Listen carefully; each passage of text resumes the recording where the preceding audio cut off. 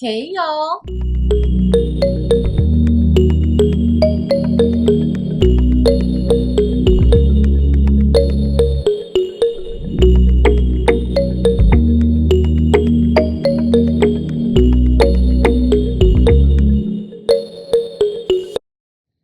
Welcome to my channel. If this is your first time here, I'm Patrice. Please look around. If you enjoy that content, please be sure to like it and also subscribe to my channel.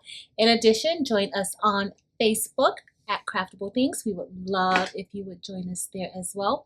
For my returning subscribers, hey y'all, welcome back. So today's video, we are going to be subbing yet another tumbler. I know, how many tumblers can one person make? Well, this tumbler, I'm just going to be showing you guys how to really get the rim and the bottom of your tumblers so that they are not ghosting. That is really the reason for me showing you all this tumbler.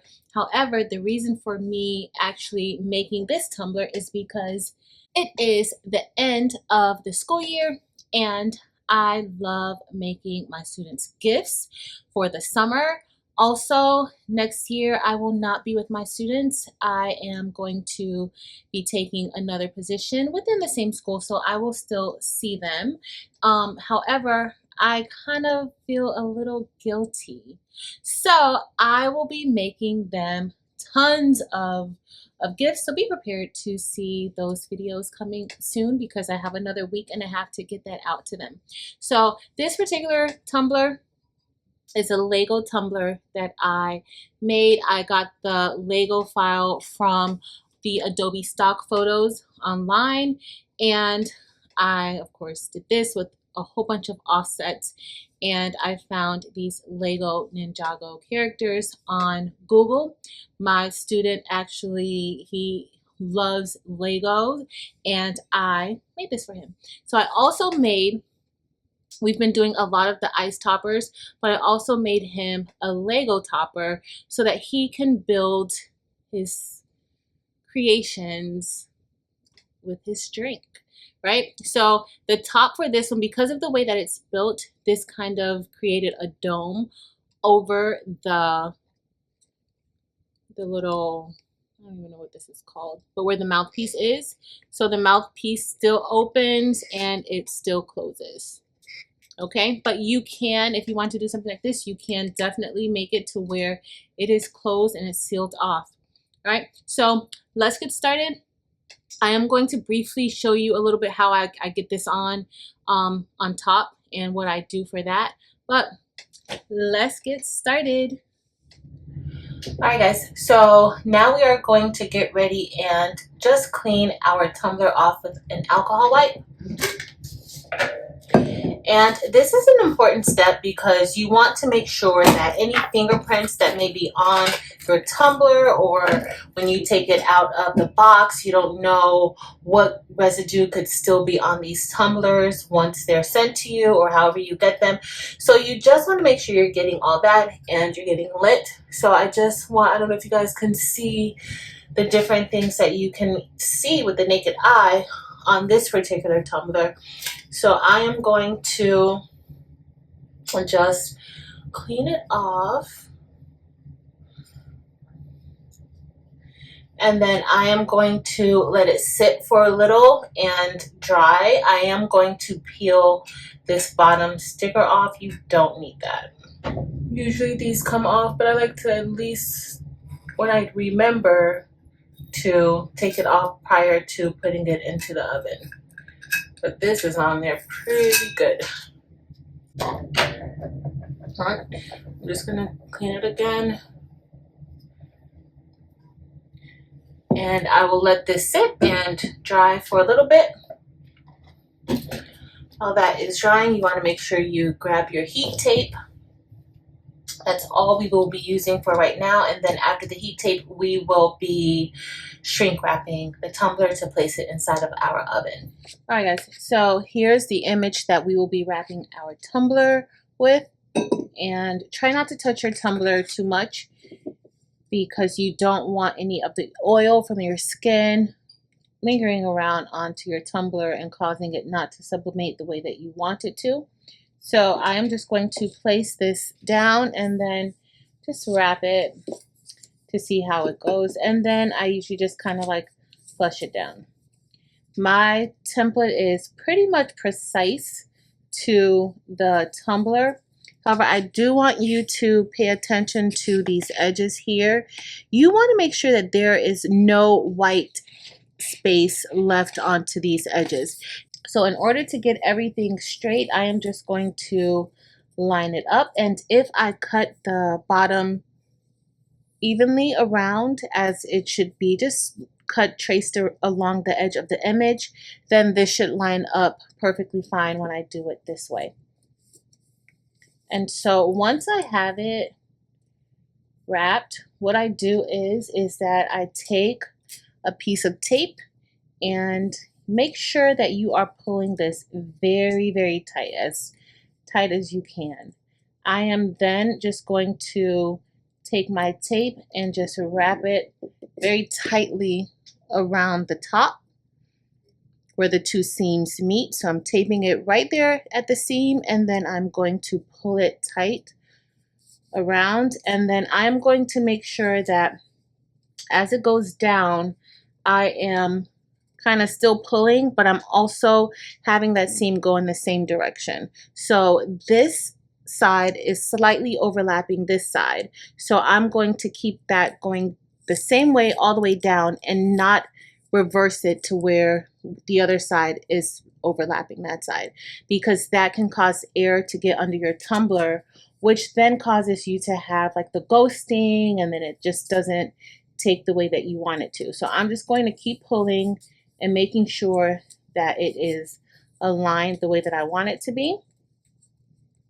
And then next, I am then going to get another piece of heat tape, and I am going to do the same thing that I did at the top.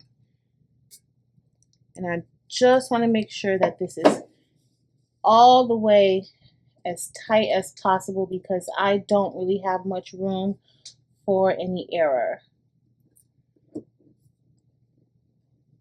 And then I am pulling it tight like that.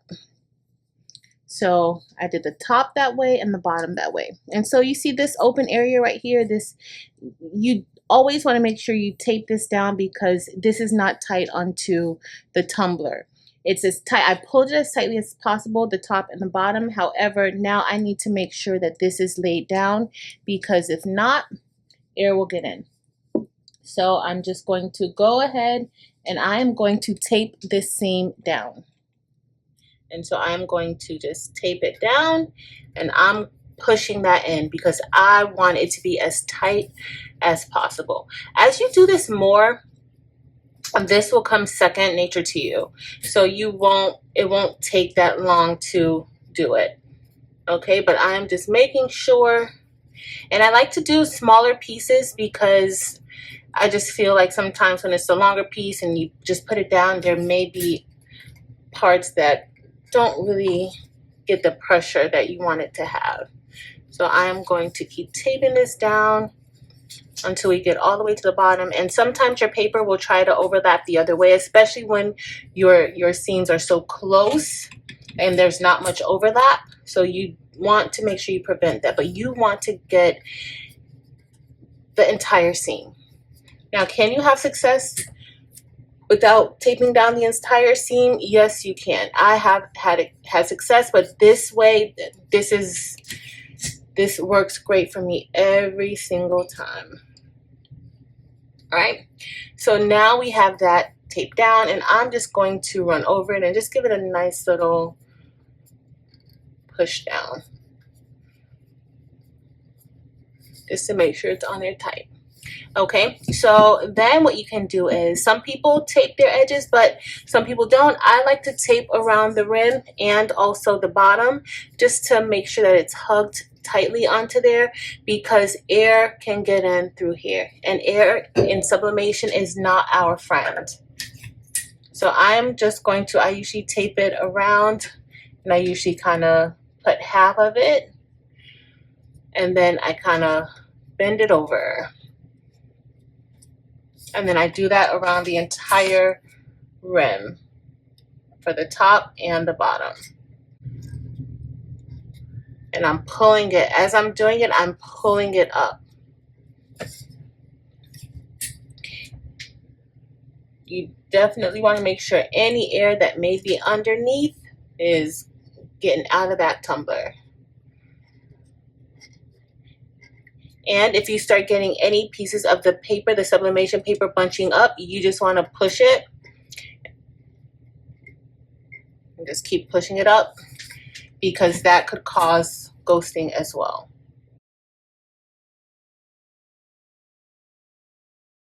All right, so this is what our top looks like.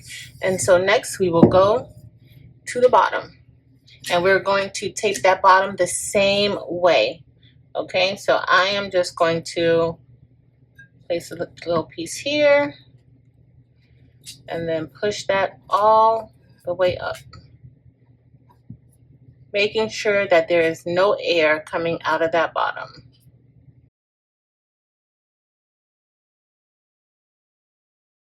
All right, so we are done with taping the top and the bottom and the seams. And I just like to make sure it is nice and tight. Make sure that seam is taped down. And then we are going to get a piece of shrink wrap, or get one shrink wrap, and we will then put this into the shrink wrap this, and then we are going to put this into the convection oven. And so I will be cooking this or baking this for 5 minutes at 385 degrees. So, all right, y'all. So now we are done with heat taping our tumbler, and we have the shrink wrap already wrapped around it, and we are simply going to heat it up with our heat gun. And so I like to always get where the seam is first. And so I need to find, okay, here it is. So I like to kind of hit the seam first with the heat, and then I go around.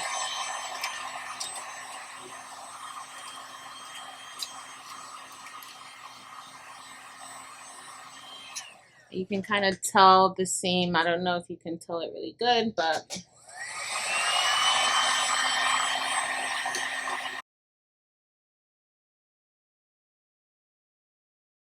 all right, so now we are going to put this in the convection oven for 5 minutes, 385 degrees. All right, so we are all done with baking our tumbler, and we are about to take the shrink wrap off to see how it came out.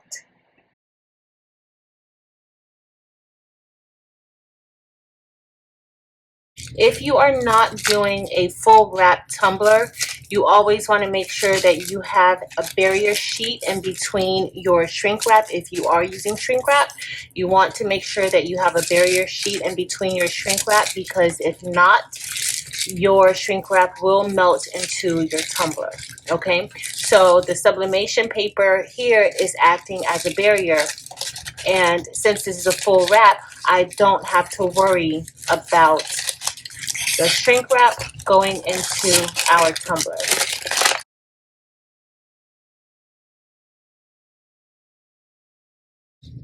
Okay, so I'm going to remove the tape, and it looks like my paper was the exact size.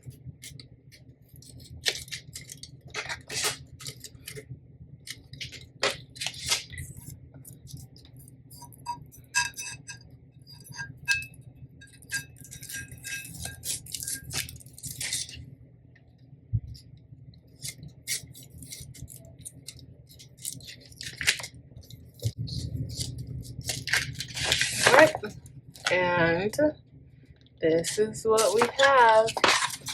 And I had some roller tracks in there, so with the white part you have to definitely check those roller tracks, but this is what we have. And remember how I said mine was just barely there?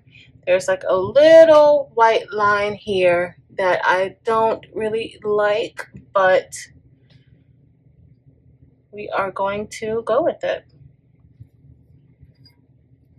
And you see the bottom.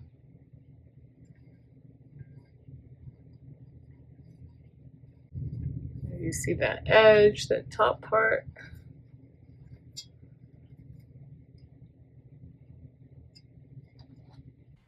Okay, so now we are going to get ready to put our Legos on, and I already put some together so that I can kind of determine where it needs to be glued.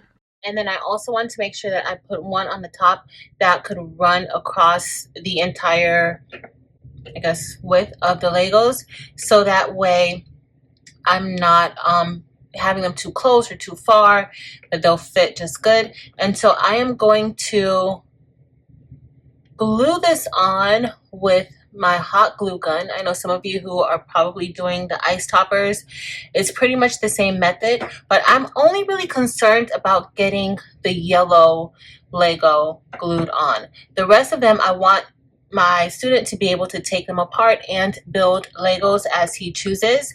So I just want that yellow just to provide a base for building. Okay, so after I am done with gluing this on, I am going to seal, just put like a light coat of epoxy around the bottom edge, just here and in the corner, just to kind of make sure that nothing can get under. Of course, I don't want to give my student anything that can get moldy and gross. All right, so I'm going to put a little bit of, and I'm just gonna apply it right here.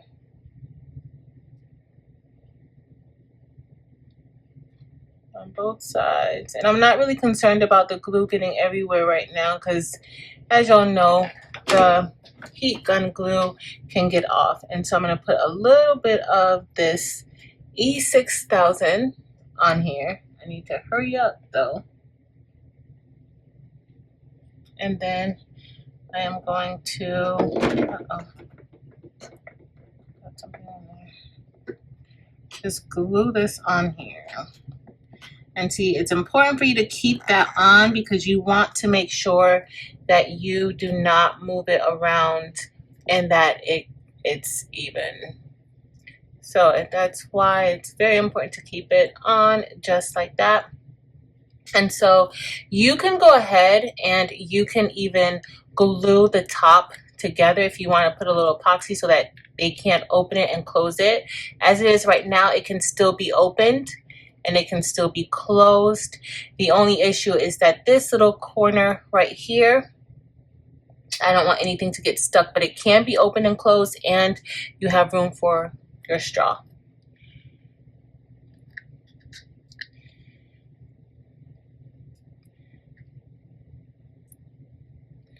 And so again, you only want that glue to get at the bottom, and then I am going to seal that with a little bit of epoxy so that nothing can get underneath. Let's see if you guys can see how that looks. Right now, this is just on with a little bit of E6000 and heat glue. I'm just pushing down just to make sure. And this is what it looks like underneath the bottom.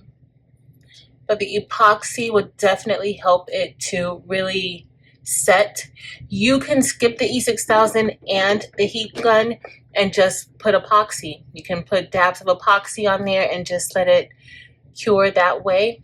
And you may like that outcome also. But this is what I'm doing to the top part. And I really want it to be sturdy for when he starts to put other Lego pieces on and take them off. I don't want it to come off. All right, y'all. So that's it. We are all done with our tumbler and I love how it came out.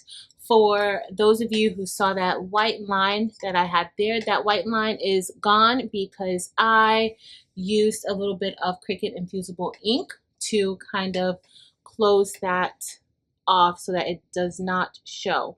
Okay, so if you are interested in seeing how I did that, there will be a video linked here, and you will be able to see exactly how I was able to use CRICUT infusible markers to close off that white space that I did not like.